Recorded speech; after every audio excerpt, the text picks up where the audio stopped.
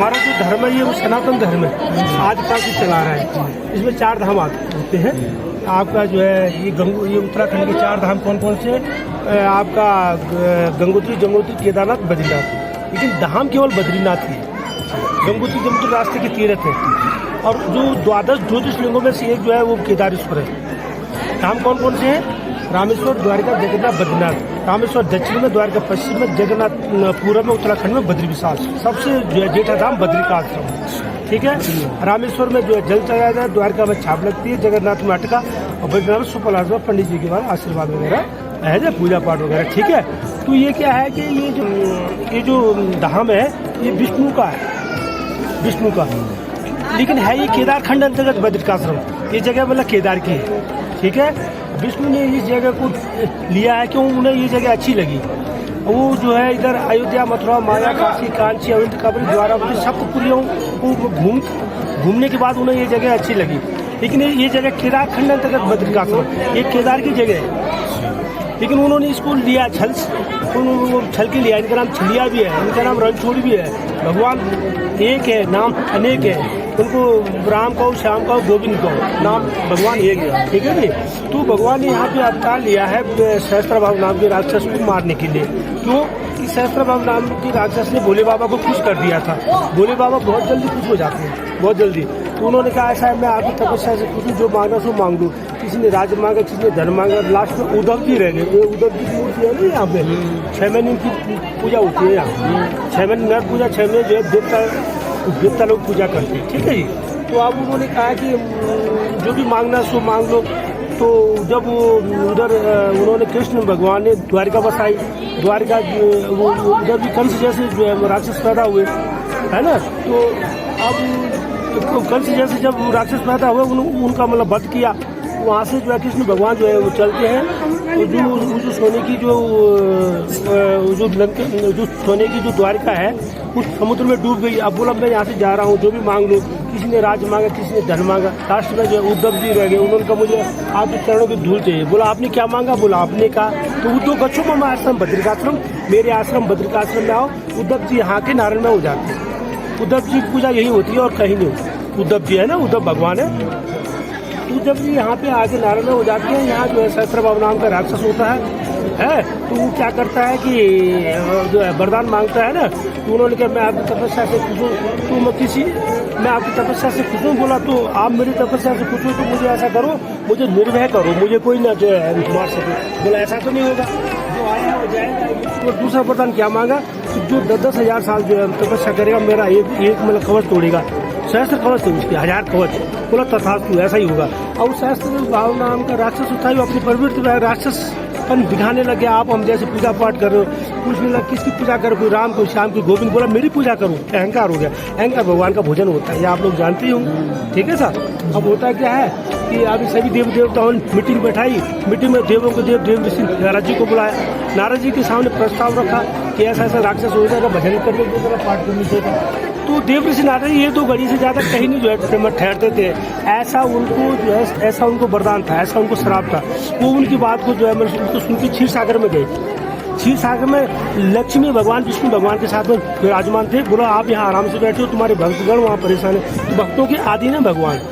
शर्त यह है कि भाव होना चाहिए उसके अंदर, मतलब श्रद्धा होनी चाहिए। तो उन्होंने लक्ष्मी जी से कहा कि तुम यहाँ आराम से रहो, मैं मतलब कुछ समय के लिए तपस्या करने के लिए जा रहा हूँ। बोला तीनों लोगों के नाथ मेरे पति, आपको तपस्या करने की क्या जरूरत है? बोला जैसे मजदूर दिन भर मेहनत करता है, शाम को अपने बच्चों के लिए कुछ जो है व्यवस्था बनाता है, ऐसे मुझे भी संसार को चलाने के लिए वो तप करना पड़ता है। बोला ठीक है, ठीक तो है, लेकिन तुम मत आना। क्यों?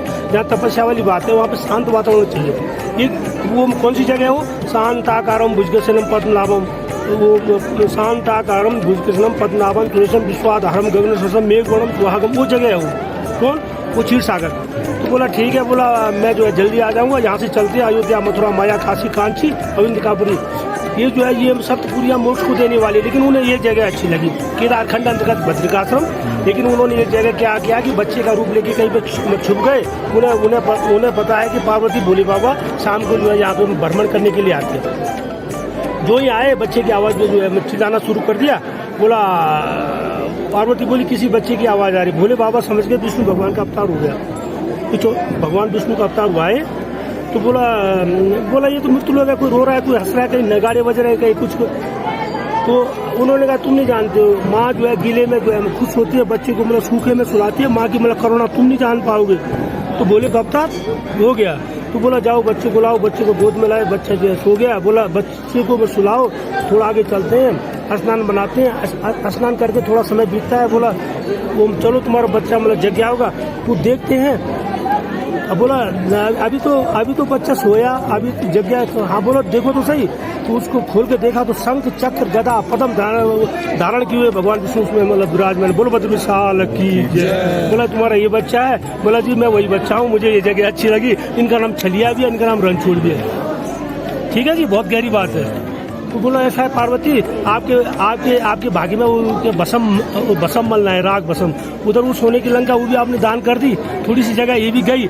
इस खंड को तोड़े, दूसरे खंड में भगवान जो है वो जो है केदारेश्वर चले जाते हैं। 9 दिन चले, 2.5 कोस रास्ता, 9 दिन का। आज ये सतयुग की बात है, 2.5 कोस था, आज 9 दिन में घूम के आदमी यहाँ पहुंचता है, 9-10 दिन में। ठीक है जी।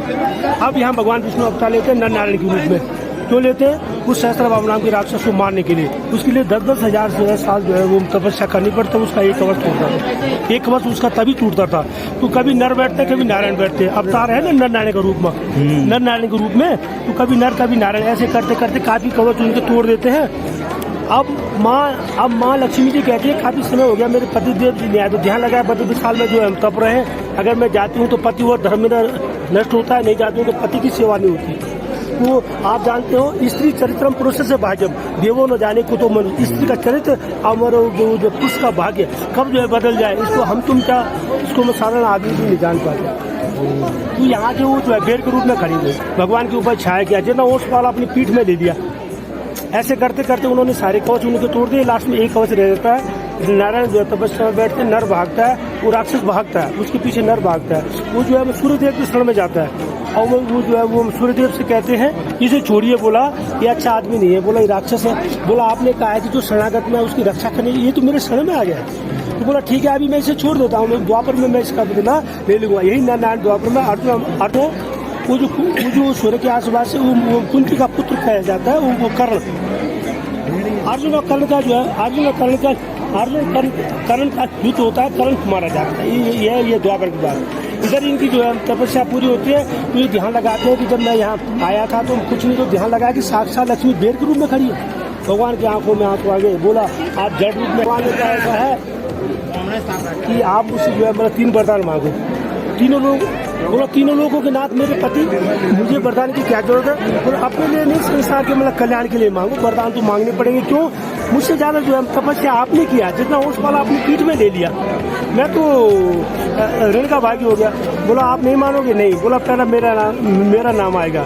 वो बद्री सच में बेर के लिए कहते हैं, नाथ मुनि नारायण। जब इसे बेर के फल को भोले बाबा को चढ़ाया जाता है, और फल क्यों नहीं चढ़ाते? बेर क्यों? बेर जो है लक्ष्मी का रूप बनी थी।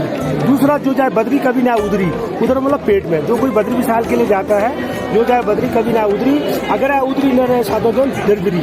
कोई बद्री विशाल के लिए कोई भक्त आता है तो दोबारा माँ के जो है गर्भ में आए, सीधे बैकुंठ को जाए। साथ अगर किसी कारणवश अगर वो माँ के गर्भ में आ भी जाता है तो खाते पीते परिवार में 7 जन्म अच्छे जन्म में अच्छे परिवार में जन्म, इस यात्रा का फल है।